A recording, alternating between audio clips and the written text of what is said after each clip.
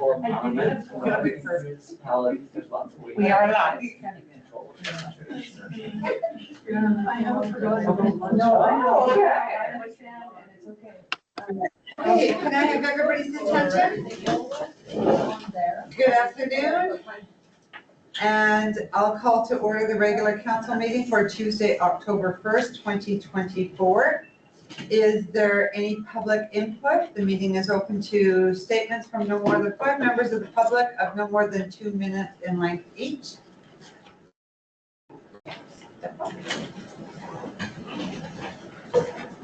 Hello, my name is Johannes. I'm with the Lillooet Chamber of Commerce, and I just wanted to make a quick announcement, maybe to the public and all of you. The Chamber, in partnership with the Lillooet Library, is going to be hosting our all candidates meeting for the upcoming provincial election. And we're going to be hosting that next Thursday, October 10th at 6 p.m. in the gymnasium. So it's a great opportunity. We have confirmation from all 3 of our candidates for the provincial election. And I think it's a great opportunity for the public to come, ask questions, learn about positions, and make an informed choice for the vote on October 19th. So that's When it is that? for me. So the all candidates meeting is Thursday, October 10th at 6 p.m. Yes, that's Thursday. Next Thursday at 6 p.m. Exactly. I look forward to watching it not being up there. That's right. It'll be a nice break for the last decade. That's right, exactly. And Like Vivian, Bert Jones. that's right, exactly. Yeah. Thank you. Thank you, thank you. Anyone else? Okay. I don't think there's any public or statutory hearings, no delegation tonight, so we'll move on to number 6, adoption. Number 3, please. Number 3, oh yes, we should move that the October 1st, 2024 regular council meeting agenda be adopted. Councillor McNary, Councillor Plan, all in favor? Carried. And now we'll go on to number 6, adoption of the minutes. I need somebody to move that the September 10th, 2024 regular council meeting minutes be adopted as presented. Councillor Plan, Councillor McNary, all in favor? Carried. Okay, any business arising from the minutes or arising reports? Thank you. And correspondence.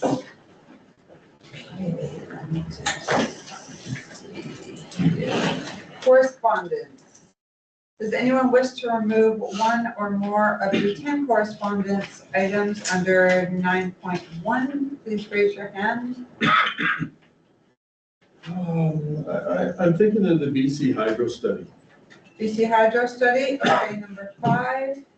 We will move to 18.1, and I'm going to pull number 9, Rural Coordination Center of BC. Any other ones? Councillor Reed, hello? No? Okay, so will somebody please move that the remainder of the correspondence items be received as information? Councillor Klan, Councillor McNary. All in favor? Carried. And as I forgot to report this time, I did for the committee of the whole, we have Councillor De Bruin away tonight and Councillor Weed on the screen there. So thank you for zooming in. Okay, number 10, no reports from committees, committee of the wholes or commissions. So we'll go on to 10.1, permissive tax exemption bylaw number 2024-014. Thank you through the mayor. So this is actually a report from the committee of the whole, who did recommend to council that the properties included in the bylaw be approved for permissive tax exemption. Council is likely aware the bylaw has to receive 3 readings and adoption at a following meeting. And it also has to be forwarded to BC assessment prior to October 31st of each year, so that they can make the adjustments to the property's assessed values in the assessment roll. Subsequent to the committee of the whole meeting, there are 2 properties that are included in the permissive tax exemption bylaw, the back of the rec center and the, sorry, I have a brain fart, dog pound right of way, that we did not discuss at the committee of the whole, because those are properties that the district is leaseholders on or charge holder on. So we would otherwise be assessed taxes on that. There is no point in that, because we would just collect it from the taxpayers. So we include those properties on a permissive tax exemption bylaw. So that's the only change from what council saw at the committee of the whole and what the committee recommended to council. So staff is recommending that council give the bylaw first 3 readings. Thank you, Ms. Liver. Any questions? No. Okay, I will call the question. Will somebody please move that the permissive tax exemption bylaw number 2024-014 be introduced and read a first time, and that permissive tax exemption bylaw number 2024-014 be read a second time, and that permissive tax exemption bylaw number 2024-014 be read a third time? Councilor McNary, Councilor Flynn, any further questions? Seeing none, all in favor? Carried. 10.2, 2025 grants in lieu of municipal property tax. Doors locked. No, it's open. Oh, is it? Okay. Sorry. Thank you through the mayor. So again, at the committee of the whole meeting, the committee did recommend to council that the properties listed here, the 7 properties listed here, receive a municipal grant in lieu of property taxes, which means they would not have to pay the municipal portion of their property tax. However, they would still be responsible for paying the property tax that is levied from the other taxing authorities, school, police, regional district, hospital district, DC assessment, and MFA. So there is 7 properties included in this, and the committee did recommend that council give them a 100% exemption from municipal property tax. Sorry, a grant in lieu, not an exemption. And staff are recommending the same. Thank you. Any questions or comments? Okay. Okay, will somebody please move that the following properties be approved for a grant in lieu of municipal property tax in the amount of 100% of their 2025 municipal property tax levy as listed below the 7 properties? Councilor McNary, Councilor Flynn, all in favor? Carried. Okay. 11.1. Council appointments to NDIT. So I don't think there's really any anybody to Speak to the- Okay, go ahead. Yeah, sure. Through the mayor, it was requested at the last council meeting, at the committee of the whole. It was requested that there be a change in the appointments to the NDIT Caribou, Chilcotin, Lillooet Regional Advisory Committee, which currently has Councillor Weeb as the main appointed representative and Councillor DeBruin as the alternate. And the request is to switch those so that Councillor DeBruin is the main appointment and Councillor Weeb being the alternate. Okay, I will read both dots together. Will somebody please move that Councillor Rolf DeBruin be appointed as the district representative to the Northern Development Initiative Trust, NDIT Caribou, Chilcotin, Lillooet Regional Advisory Committee, and that Councillor Barb Weeb be appointed as the district's alternate representative to the Northern Development Initiative Trust, NDIT Caribou, Chilcotin, Lillooet Regional Advisory Committee. Good job.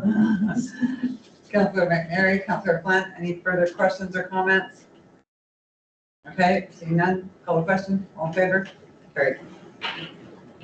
Okay, no bylaws and resolutions or work in progress.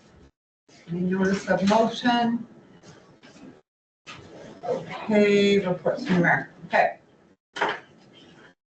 So UBCM was a really, really busy few days, so I'm just gonna hit on a couple of topics. So Sunday, September 15th, 2024, we met with Laura Samoto, Linda Kawamoto, Reed, and Lane McGarity. Laura gave us a tour of the Vancouver Japanese Language School and Hall. It's located on Alexander Street, just past Gastown. They've done an amazing amount of work on the school, lots of different rented spaces and classes. We actually watched a group of kids practicing kendo, which is Japanese fighting with a stick, or shinai, I know I'm butchering these, which is made of 4 pieces of bamboo and used in kendo. So the Japanese character for shinai is bamboo sword. Thus, those who practice kendo treat shinais as real swords. Shinai is made of a bamboo because it does not hurt training partners during training. And the youngest looked like he was about 4 or 5 years old and on up. It was quite interesting. Laura gave us a tour just to show us how a building could be renovated up to code with all the safety adaptations as needed. And yet it still held on to the historical culture of the building itself. Some of the glass windows looked like there was like a bubble etch on it, and it was really old. Yeah, it was really beautiful. She made a comment that the hardwood floors didn't squeak. They just had been run on by thousands of children, so they sang. And then she took us to dinner at the Belgrade Broad Kitchen, a Japanese restaurant around the corner. And it was really good to see her and her colleagues in a social setting. And getting to know them for the work that they have done and want to do at the Miyazaki House was really a good opportunity. I think it's going to be a really exciting time when they start work on that. Monday, September 16th, as you all know, we invited 15 communities, mayors and CAOs to discuss the rural healthcare challenges, particularly the ER closures. It was very well received. There were 25 people there. We had to add chairs to accommodate. Our CAO, Mr. McCullough, had organized a Lillooet takeaway package for each community to take home with paraphernalia in it that included our business cards and a lot on Lillooet and tourism, etc. I started off by stating our situation, what we used to have and where we are now, and the steps Lillooet is taking that all communities should be taking as their starting point, and that is to define their current process of recruitment and retention. We were there for over an hour giving our presentation and hearing from all the other communities. And Mr. McCullough ended the presentation with a positive process steps, asking each attendee for a brief overview of their community's ER closure situation. And then we'll create a team that will advocate to begin the process of unpacking the ER closures, lack of physicians, RNs, etc. It was really, really well received. People did not want to leave, and they just wanted to keep the conversation going with us. It's the beginning, and I also have to say that I had a physician's voice in the group as well, and I'm hoping that he will come and do a delegation. I think Vivian Birch-Jones met him as well. And so I approached him at the health presentation while I was there. So there's a lot more to come on this. This is just the beginning steps, but I couldn't have asked for it to be any better than it was. We also met with IH Interior Health execs to discuss rural health and to stay focused on a recruitment and retention plan, as well as BC Housing and the Ministry of Housing. There was lots more that went on at UBCM, but those are the highlights. And I also attended the Truth and Reconciliation yesterday, and they had a really good turnout. So I'll leave it there. I was hoping that Councillor DeBruin would be here to share his UBCM too. But Councillor Flynn.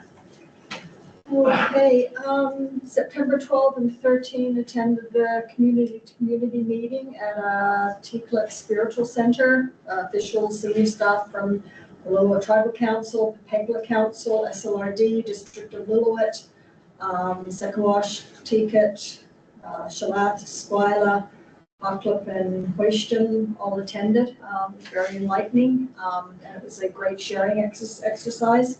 And I did walk away feeling that we had accomplished quite a lot at the end of that.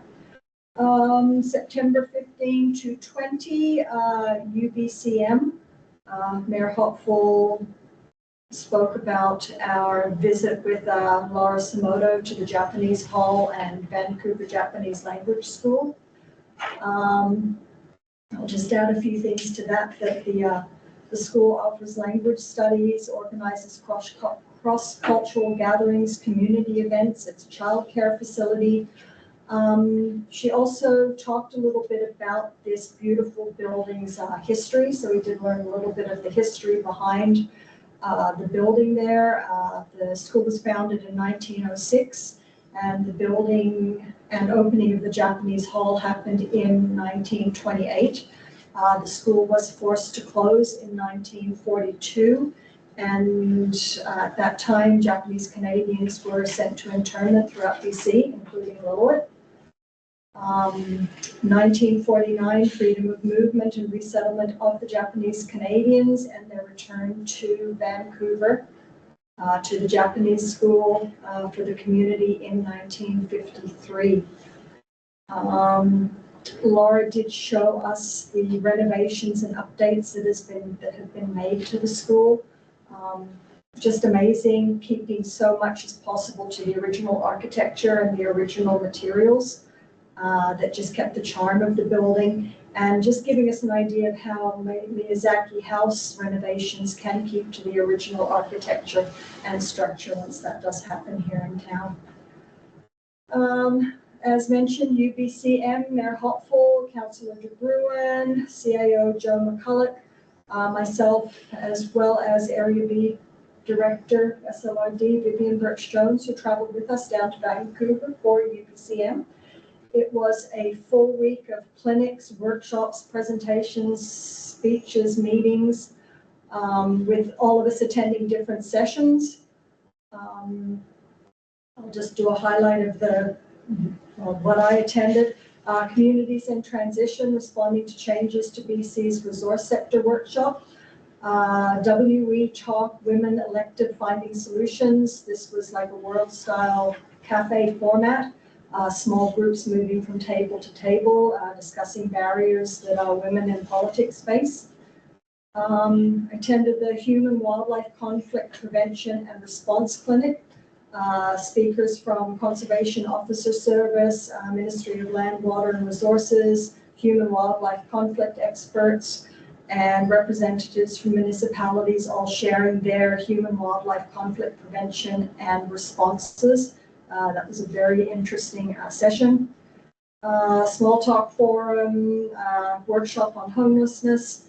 One clinic, early morning clinic, was Let's Go Surfing Now. Everybody's Learning Meeting Etiquette clinic. This was a fun interactive session, reinforcing respectful etiquette throughout council meetings.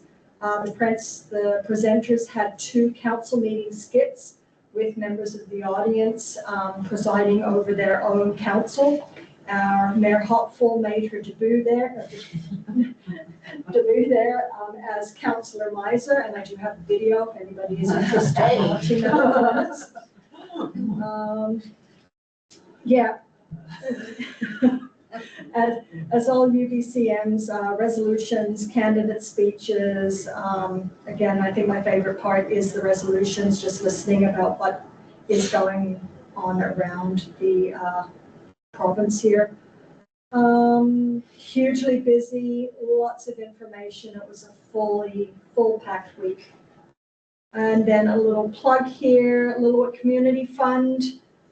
Deadline for that is October 15 for the fall intake. If you're a volunteer or a service organization in the District of Lillooet and are furthering the social, cultural, artistic, education, and recreational well-being of Lillooet, your organization could receive up to 50% of project costs to a maximum contribution of $1,000.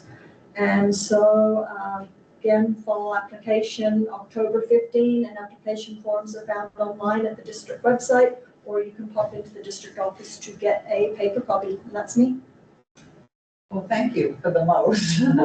Counselor Meiser was a It was fun. self-picked. I figured I suited the role really well, so I figured I'd do well at it, so it worked. Counselor McNary. I went to that thing up in Titicate there with all the chiefs and different bands and SLRD and whatnot. I come away from there with a good feeling for our communities getting along and moving forward. Other than that, I managed to get through a wedding. Not yours. Everything was good. No, I didn't know. One of my kids anyways, but everything else was good. Perfect, thank you. DAO, oh, Counselor Reed, sorry. I'm sure she was. Can you hear me? Yes. Okay. Wasn't sure if anybody could hear me. If I lose my voice, I'm sorry. September 13th, I attended the Cedar City up. Sorry, Reed. Go ahead. Hello?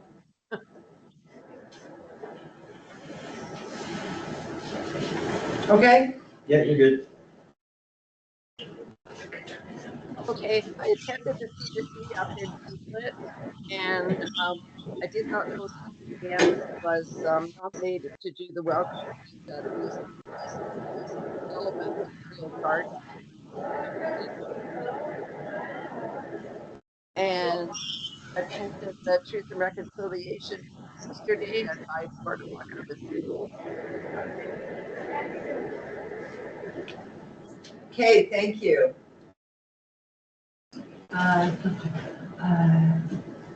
CAO report. Yep, thanks very much. So through the mayor, so we've had a very busy kind of 3-4 weeks actually, both in preparation before and after. But UBCM and the C2C was definitely the highlight for the last couple of weeks for what we've been dealing with. A picture there is actually of the C2C meeting. It's rare that we have the opportunity to be surrounded by other communities and other councils. It's even rarer to be surrounded by 6 chiefs and their senior staff, which I think was really touching. It wasn't just a work thing; it was a friendship meeting, and I think it was I think everyone came away feeling really touched by it. I think everyone really learned a lot from it. You know, there was a lot of opportunities to share and learn and kind of grow with it. So that was a fantastic opportunity for me. That was on the 12th and 13th.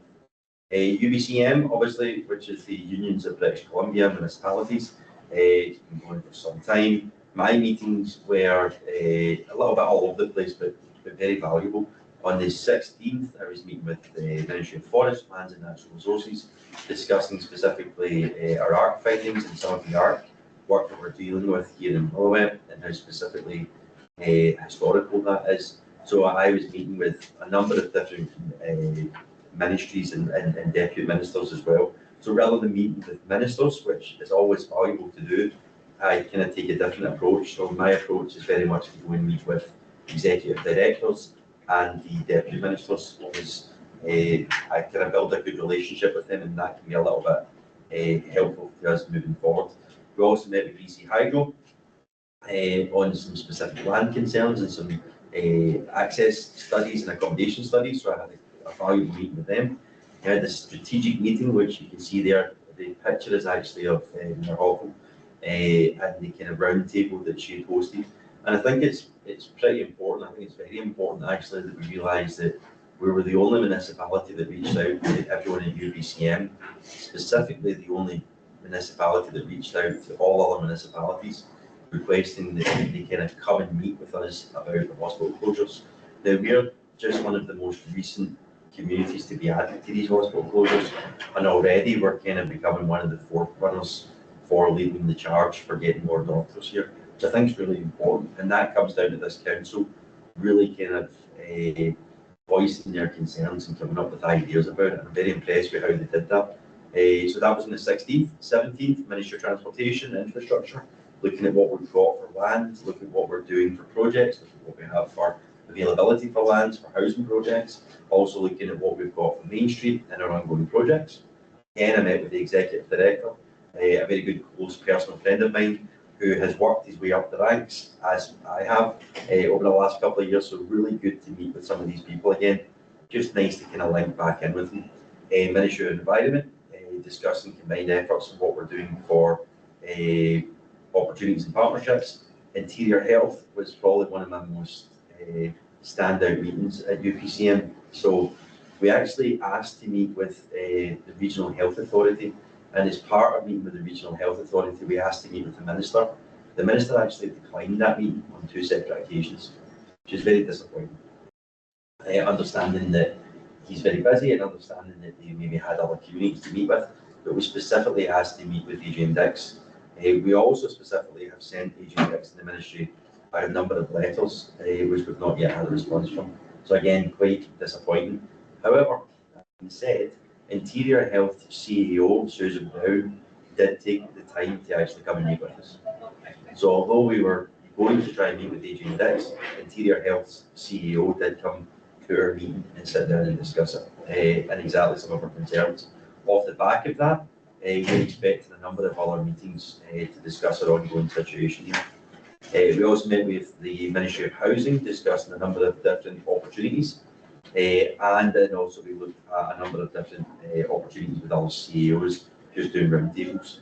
The 18th, met with Ministry of Affairs, discussing First Nations and our relationship, and then we also had a regional meeting with the SLRD. Met with Emergency Management, EC, Deputy Ministers, and discussed the landslide and the recovery efforts. And then I met with Regional Economic Operations Branch and Regional Rural Development Units, again discussing housing opportunities and what we can do for opening up funding sources. And then I met with Ministry of Jobs, Economic Development and Innovation meetings. And then there was a trade show. Trade shows are always really interesting. A number of different meetings then just thereafter, but UPCM was very engaging this year. I found it very rewarding. Public Works, the CEO clinics have started again, so Thursday night, 5 o'clock to 7 o'clock. We're still getting good attendance for it, so on average I'm still getting 2 or 3 people coming out and seeing us and asking questions, so keep that up. I'll keep that going for as long as people are willing to listen to me. Keep it coming. Public Works started with 7th Avenue, so this is a storm project. So we've got 2 issues in that little corner. We had a sinkhole, and we also have a PRB. So the PRB has failed over time, but specifically the sinkhole was caused by a storm drain that collapsed underneath it. I'm glad to now see that that's been completely repaired and is back online. Again, just a couple of pictures from that. Ongoing hydrant maintenance is now completed, and we've been cleaning up parks and other spaces as part of wildfire cleanup, but also as part of cleaning up the town. So any areas that have been left, you can see in town that you know that there's garbage or there's refuse left there, let us know and we'll get around and pick it up and tidy it up. That was the storm cleanup. Lillooet Fire Department, having a number of different fires over the last couple of weeks. Probably the most noticeable one was the hay fire that was the hay that was on fire on the back of a truck, not a hay fire, just across from Cal Tire. And then they've also been working on ongoing training and fire smarting. On projects, fire chief and all of the incidents that he's had, so 11 separate incidents. Safety and conservation, I'm actually meeting with safety conservation hopefully next week to discuss a couple of issues in town, bylaw complaints and planning and development opportunities. Recreation centres, they had an annual show and shine, which is fantastic on the Rec Lawn, a very well attended event. And also our pool is up and going and running now, and as is our ice rink. I think that's about me. And then we also had Milzaki House and Lillooet Garden visit as well, which Councillor Lee attended on behalf of me. That's been me for the last month, or 3 weeks. Thank you. Okay, busy times. Let's go to 18.1. Councillor McNary, you pulled the BC Hydro study. On the study, it's hard to understand exactly what they're doing. Like they're still beating around the bush. I would like to have, I think we should have another meeting with them, just to see exactly what they have in mind. Page 19. 19?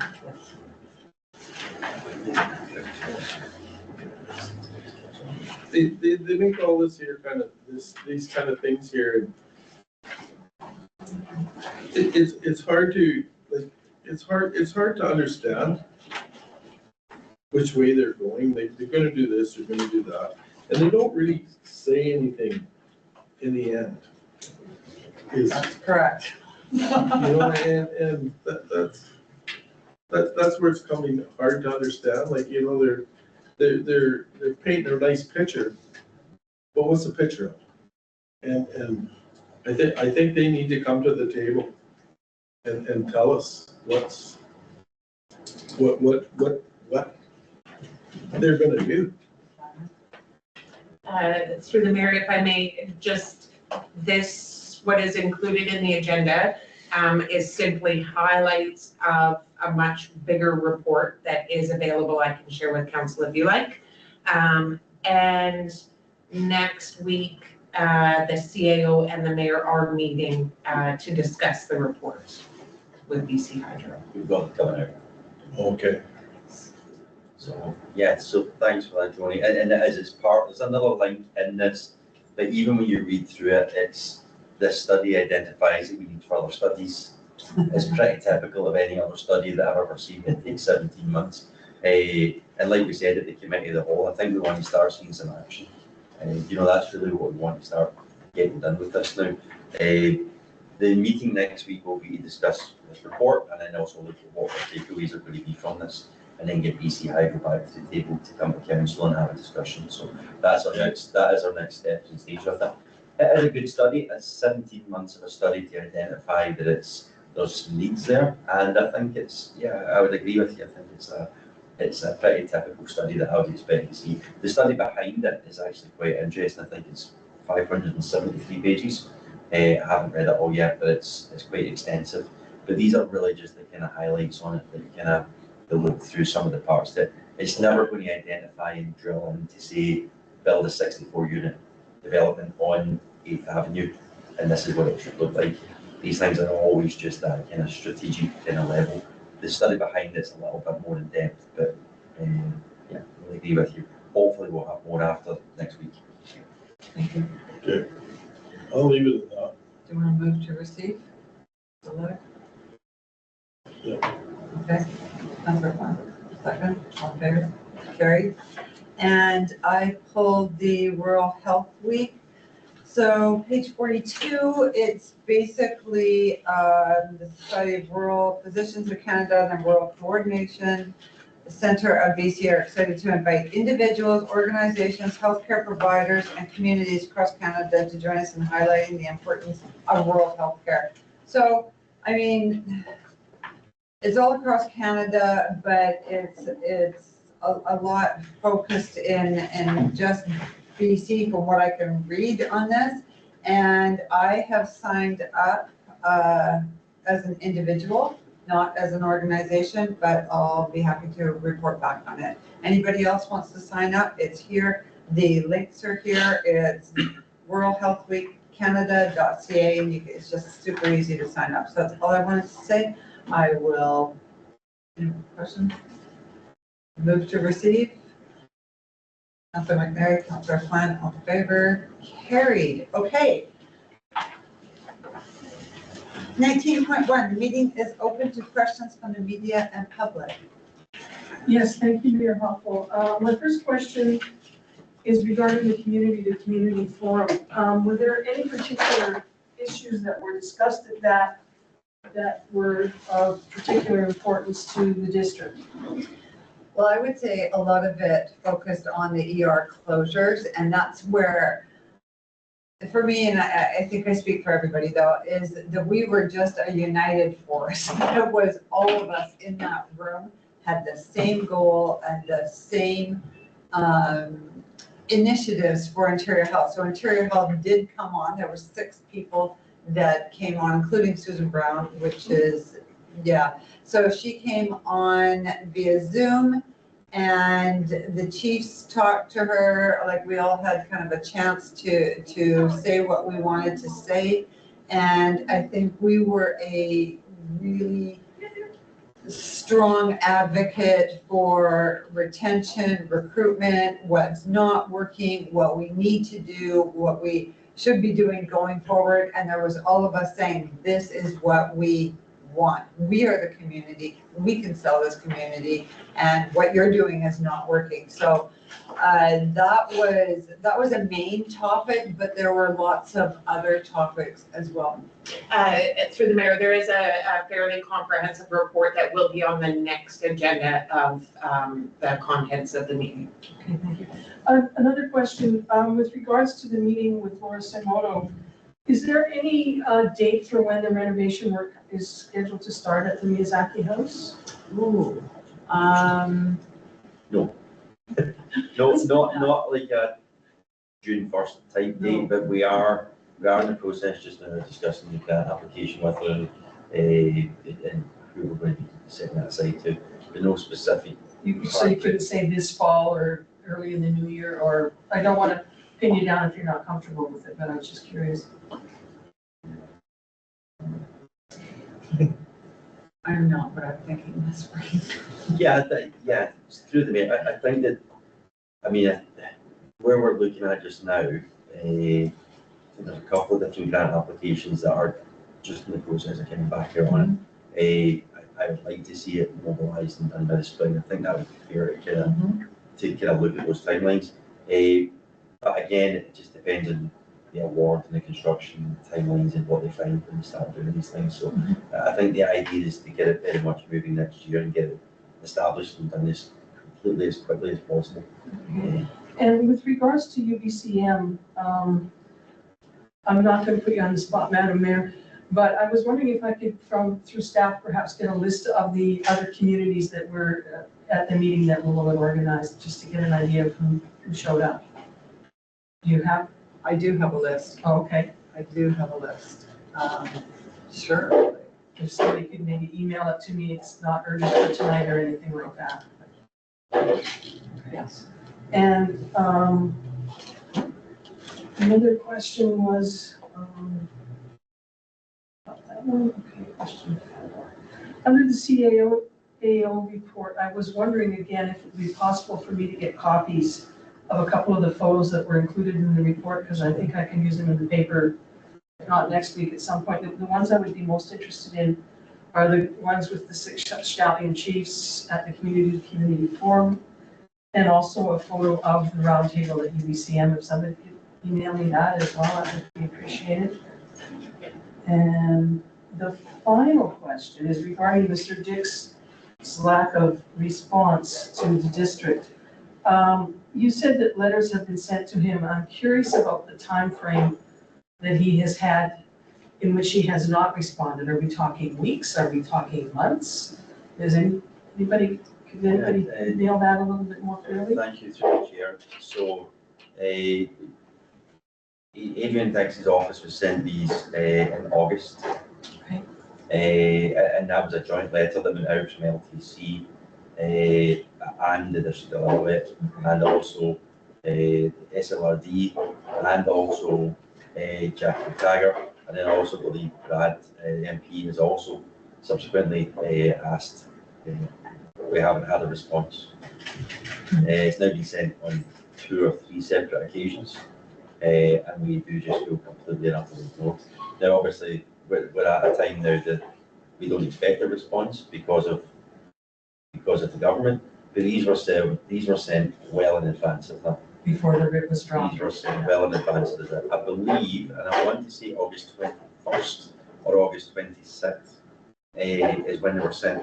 The first, I think it was August 21st is the first one that we sent. Ish. Around that time, and we were sent specifically to him So and you his had office. probably at least a month to respond then. It had more than a month to respond, and we have not had a response, and we've still not had a response. And then on 2 separate occasions during UBCM, we asked to have a meeting, and then we were turned down on both occasions. But like I said, Interior Health did go out of the way. The CEO did make a conscious effort, and actually come down herself in person and had that meeting with us, which I thought was, actually I think we had 2 or 3 separate meetings thereafter as well, which were quite positive. On a separate note regarding the any takeaways from the CTC, there were 2 groups then formed directly off of that. So there was a leadership group, and then there was a working group out of that group as well for tasks just to kind of go ahead with it.